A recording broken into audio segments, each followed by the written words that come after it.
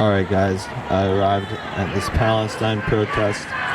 We gathered at the Columbus statue. We got some speakers and we're just gonna see what's happening, see what they got planned. Today, in honor of the tremendous shadow that is being cast on us, it is crucial that we start by recognizing whose land we are standing on today. Because in the face of colonialism in Palestine, we must reaffirm our solidarity with colonized indigenous peoples the world over. And that means that you all have to know where you are and what you mean to the place you live on. My name is Karim Al-Sharafa. I am Gazan Palestinian. It's extremely heartwarming to see you all here today. I look around and I see beautiful people with clear consciences, beautiful purified minds, a heart that can feel for others, those that are willing to stand up for what's right, and those that are willing to even risk it all for the sake of saying what's right to save others around the world. The talk about settler colonialism is really important. We're sitting here with a monument behind us that reminds us of the dangers of settler colonialism. As a Gazan Palestinian, I have suffered through this. My family has suffered through this. We've experienced quite a lot. And that experience doesn't end once you leave Palestine. Once you leave Palestine, you have a sense of guilt. I myself wasn't even born in Gaza. I was born in Kuwait and moved to Egypt. And the typical story of a Gazan Palestinian being thrown around from one country to another because they don't have a state that they can call their own. A country that can call their own because it was taken unlawfully, illegally, by settler colonial state. And everybody wants to ignore that. They don't want to talk about it. Our politicians are shameful politicians. Shame on them. Our shameful politicians are willing to put their own conscience aside, willing to kill their own hearts for the sake of foreign interests and policies. Their own interests, their own needs, money, and what is the result? 40,000 people dead, 2 million people displaced, hundreds of thousands starving, and hundreds of thousands injured. Dead babies. And for what? For what? I can't believe it's been 8 months and I'm still standing here today. It's hard for my wife and I to go to sleep at night. We raised 3 children here in Pittsburgh and don't know what to tell them. We're afraid of the future. 76 years since 1948. My father was born in 1941 and experienced in 1948 what's known as the Nakba, the catastrophe. He was 7 years old, kicked out of his own land, had to cross over 50 miles to Gaza from Beersheba with his younger siblings, one of which was my uncle that passed away at 3 years old. Nobody cared back then, and they still don't care today. Why? Well, when you ask a Gazan Palestinian why, he tells you because there's one reason. They're not stopping until they take over the whole land. And when you ask them, at what cost, they don't have an answer. The answer is pretty much right in front of us, at all costs. And we don't stand for that. The reason why we're here today and the movement continues to grow day by day is because we're realizing it doesn't matter. To them is at all costs, which means killing of babies, genocidal intent, forced displacement, continued apartheid and occupation, until their goal is achieved. There's a clear message that's going to be sent to everyone worldwide. There's those that are going to be sitting on the right side of history, and those that were not. And those that chose to be silent, and the silence is deafening. may be waiting for the right time. They may be too afraid.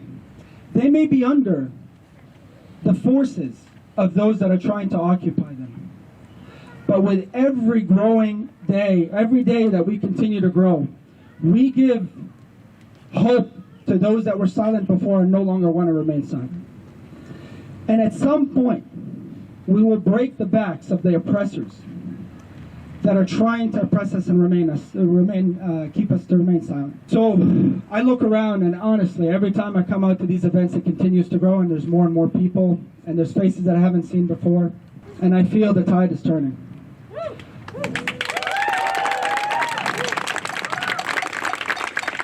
What gives us hope is that we see the hope in the Gazans' eyes. They're being rained on with bombs. They're being rained on in all kinds of different directions. Once they tell them to go to a safe space in Rafah, and we tell them to keep your hands off Rafah, they go ahead and say, no, we're going to go into Rafah. The people that we tried to help and put tents in Rafah, now we have to forcibly displace them again and move them to another area in Khan Yunis and Dir al-Balah. And these are people that don't have anything to start with.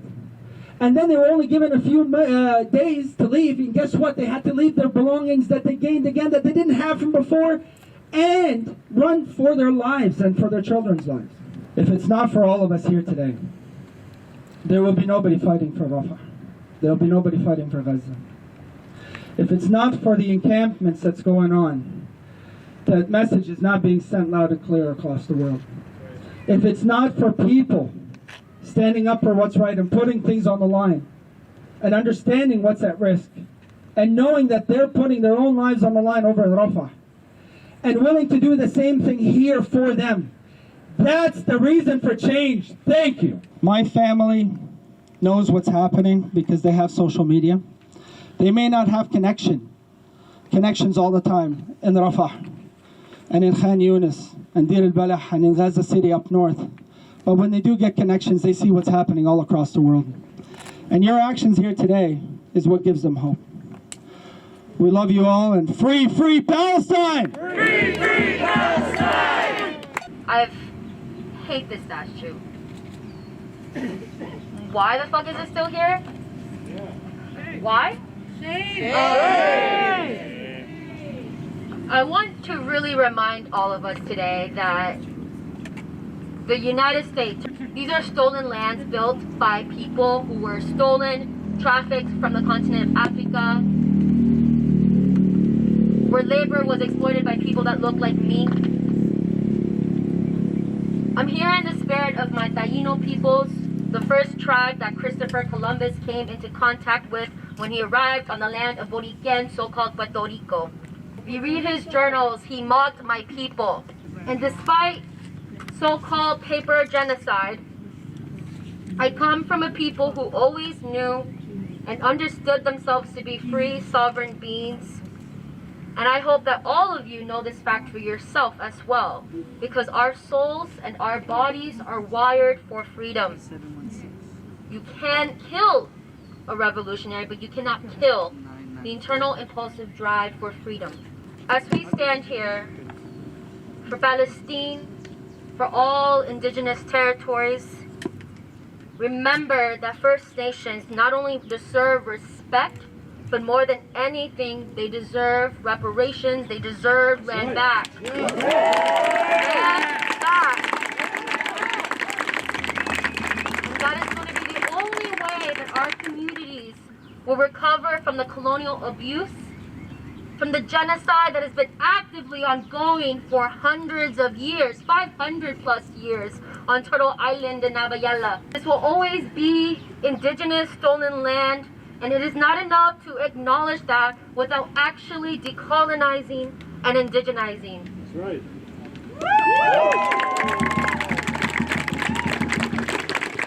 I call on you to make your priority to learn from the original people of the land that we currently occupy, because they carry wisdom that the Western world has demonized and tried to erase many times. And I would also like to ask for a moment of remembrance for our missing and murdered Indigenous women, children, Two-Spirit peoples, our relatives, our people, and our plant kin.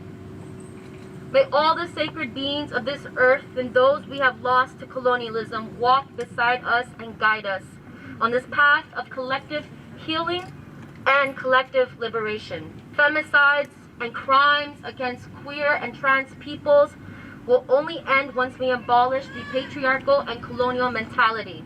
Remember that we are powerful beings with so much magic, with so much medicine to share. May we remember who we are and where we come from. Remember the original peoples of this land and support them in this land's healing. For we cannot heal unless we heal the land and her people. May we become more anti-colonial, more and more every day.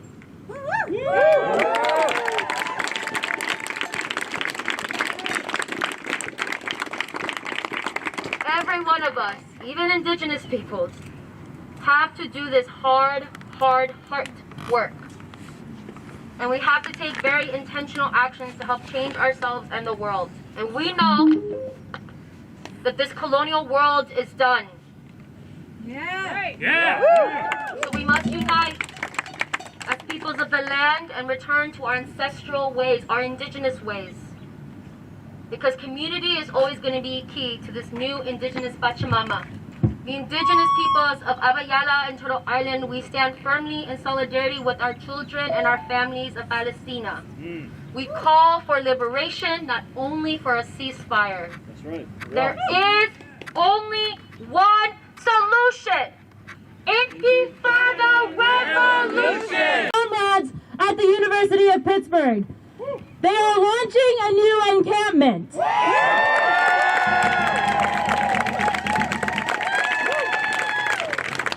So we, as their comrades, would like to go witness and support.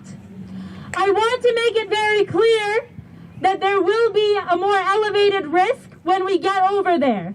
So, if that is something you are unable or unwilling to take on, we appreciate you for being here. We love you nevertheless. Take care of yourself as need be. That said, we do have resources that are on the little slips that all of you should have gotten. If you have not gotten them, find someone in a vest.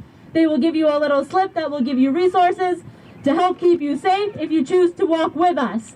Big breaking news, students at Pitt have just started a new encampment, and this rally here at the Columbus statue is about to march over to join and support that encampment. It's a new encampment.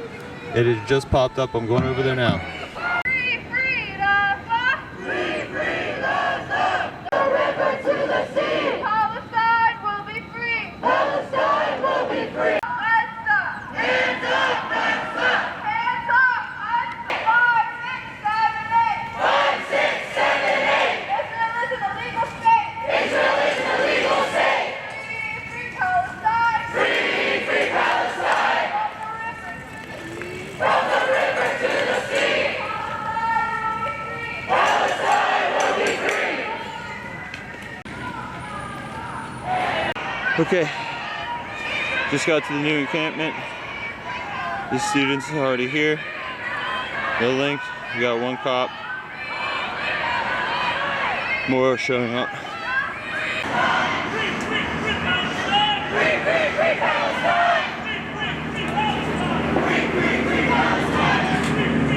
Pardon me.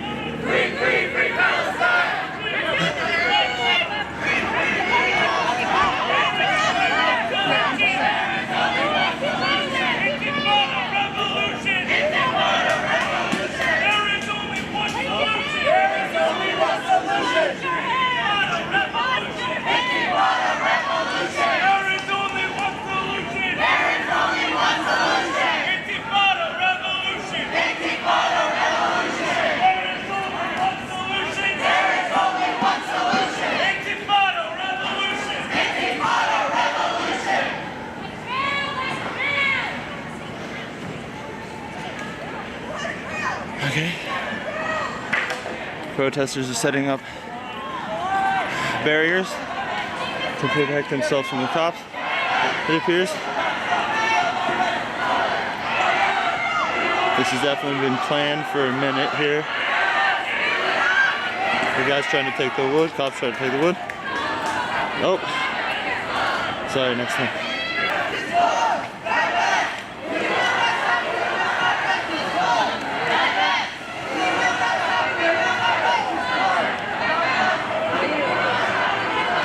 The encampment is growing by the second here. People are showing up quicker than the cops are showing up.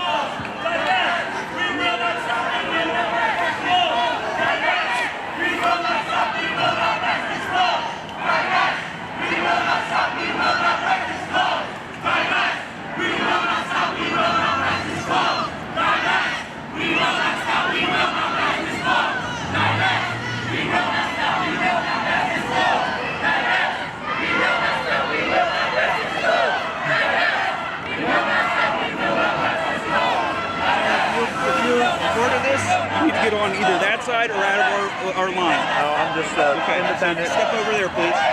Onto that sidewalk. Is there a Yeah, specific line for the press? Step over there, away from it, because we're dealing with this right now. If you're gonna I'm filming. film, but do it away from while we're doing our operations. Okay? Okay. Thank you.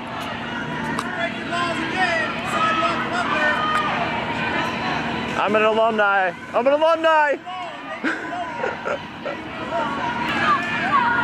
All right, since they couldn't move any of these guys, they had to move me.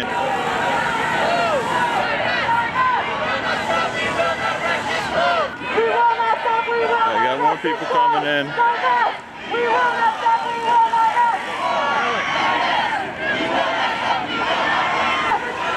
All right, the cops seem to have gotten this wood. This is the wood they got. So the barriers are pretty well built at this point.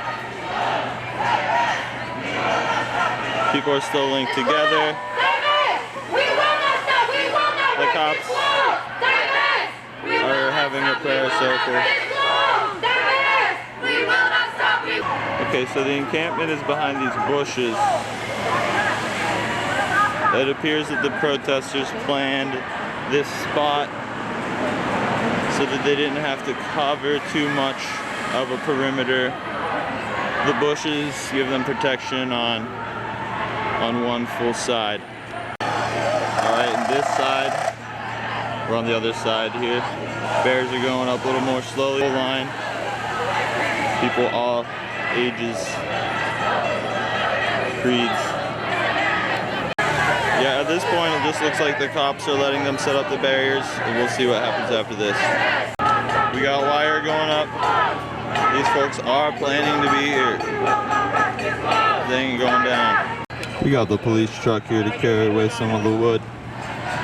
Some of them are boys here. Appear to have beanbag shotguns. Right there. Beanbag shotguns.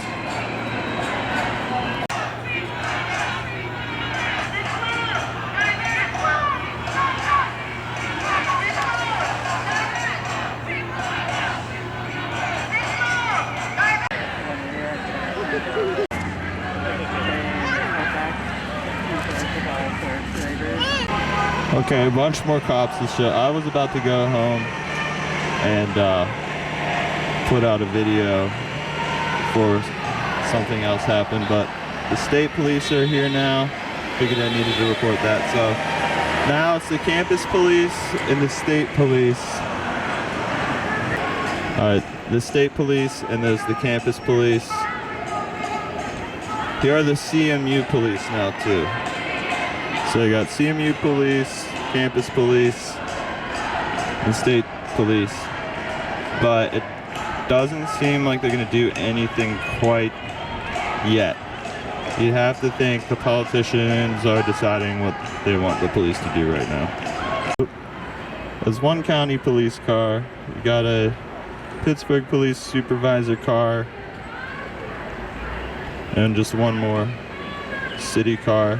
But for the most part, it's just the university cops are down here. My 9:15 p.m. about when I finished this video. The cops are still there, but nothing is really happening. So far, it's a standoff. But one protester in the encampment told me they think that the cops are planning something before the end of the night. I'll keep you updated. For the local news, I'm Mike Mizak. Support the Patreon.